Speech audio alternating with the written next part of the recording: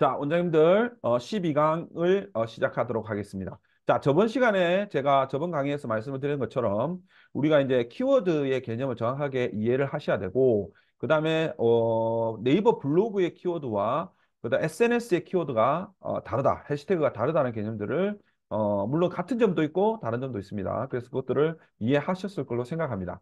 자, 그러면 이번 12강에서는요. 우리 학원 키워드는 과연 어떤 것이 있는가? 그럼 우리는 어떤 키워드를 공략해야 되느냐? 이걸 알아야 되겠죠, 그죠? 그래서 일단 우리 학원의 중요한 키워드들, 핵심 키워드들을 알아보도록 하겠습니다. 자, 먼저 학원 키워드의 특징을 잠깐 살펴보면요. 학원 키워드는 일반적인 이제 학원은요. 그러니까 예를 들어서 이제 온라인 학원이나 그다음에 특수한 어떤 전국 단위로 하는 그런 인강을 하는 그런 학원을 제외하고는 일반적인 학원은요. 지역과 학교에 따라서 핵심 키워드가 결정됩니다. 그죠? 지역과 학교에 따라서 결정됩니다. 보통 우리가 학원에서 만약에 요즘처럼 또 이제 먼 데를 잘 안 가잖아요, 학원이. 특별하게 엄청나게 유명하지 않으면 거의 대부분은 그 동네를 하나 가로질러 갈 뿐이지 40분씩, 50분씩 차를 타고 가지는 잘 않습니다. 그죠? 그래서 우리가 우리 학원 키워드를 찾아야 되는데 일반적으로 기준은 뭐냐면 지역명과 학교명에 따라서 핵심 키워드가 결정됩니다. 그러니까 쉽게 생각하면 우리가 속해 있는 동이죠, 동. 보통 동으로 봐야 됩니다. 그러니까 좀 대도시 같은 경우 동으로 보고요. 엄청 이제 소도시 같은 경우에는 뭐, 시로 봐도 되겠지만, 일반적으로는 동의 개념이 많겠죠. 그죠? 동만 해도 꽤 크잖아요. 아무리 시골이 아닌다 하면은. 그래서 우리가 보통 지역명 플러스 뭐 땡땡 학원. 여기서 땡땡은 과목입니다. 과목이죠. 그래서 지역명 플러스 영어 학원, 학교명 플러스 영어 학원, 그 다음에 지역명 플러스 수학 학원, 학교명 플러스 수학 학원. 자, 여기서 그러면 이제 그런 의문이 드시겠죠. 교습소도 있고 공부방도 있는데 그러면 이런 사람들은 지역명 플러스 영어 교습소, 지역명 플러스 영어 공부방 이렇게 해야 되나요? 그런데 한번 생각해 보시면 우리가 고객의 입장에서 생각해 봅시다. 학부모님 중에는 잘 그 우리를 아시는 분이 그러니까 이런 개념들을 잘 아시는 분이 잘 없죠, 그죠? 그래서 이제 그 말은 뭐냐면 학부모님들이 그러니까 우리가 키워드로 공부방이나 교습소를 검색하지 않는다는 거죠, 그죠?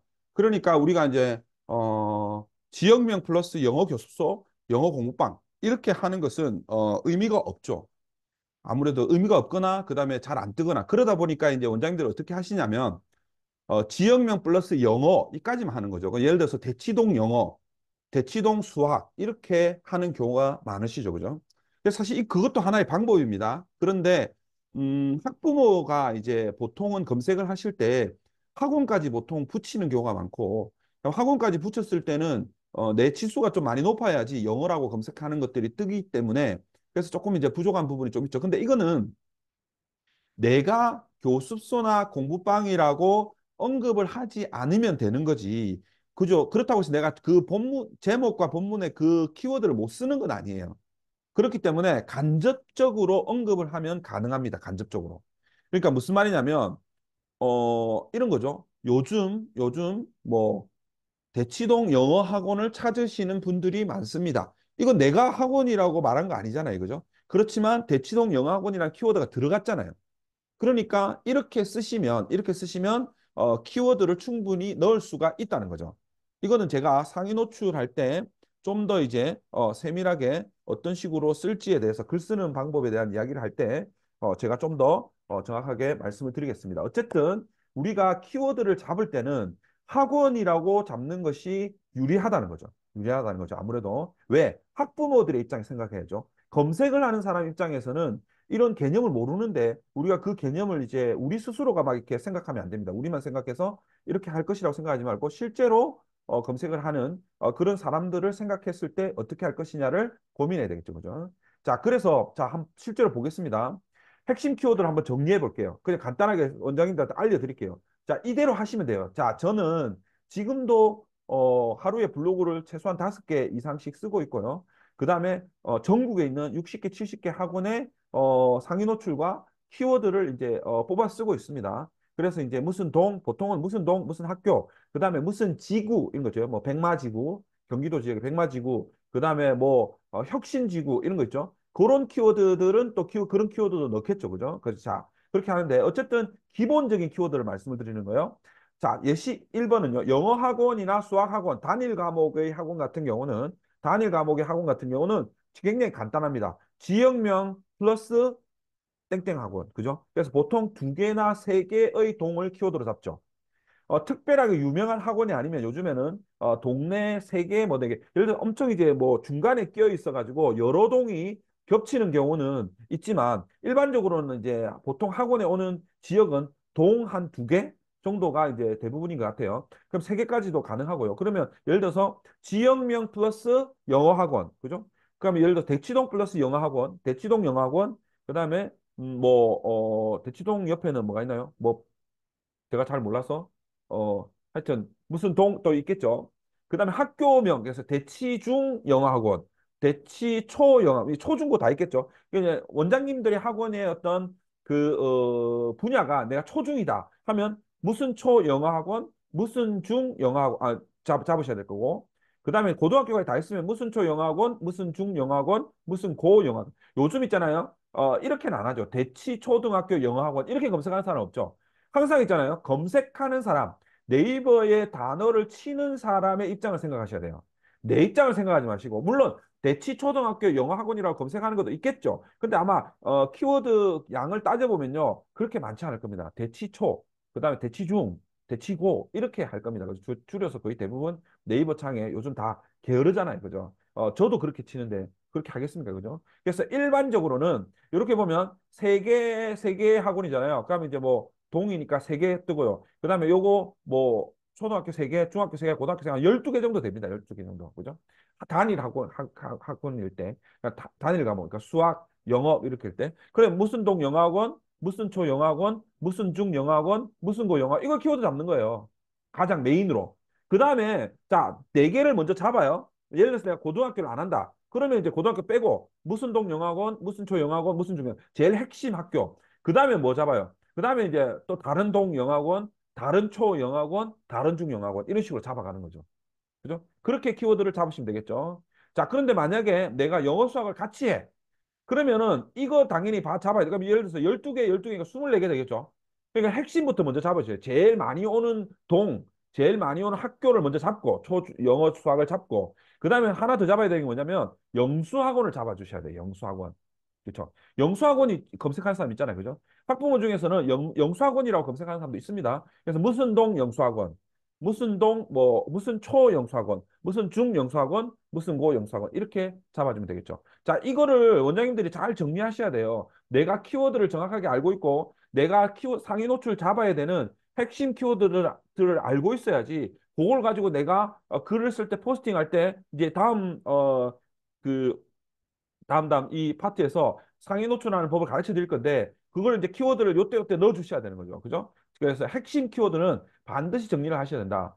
한 과목에 12개 정도 됩니다. 그러면 이제 제일 처음에 12개를 잡을 때 어떻게 해야 되겠습니까? 그러니까 근데 세부 키워드 그러니까 핵심 키워드는 학원의 핵심 키워드는 반드시 정리해서 알고 있어야 되고 핵심 키워드는 나중에 모두 노출이 되도록 해야 돼요. 어쨌든 장기적으로 보면.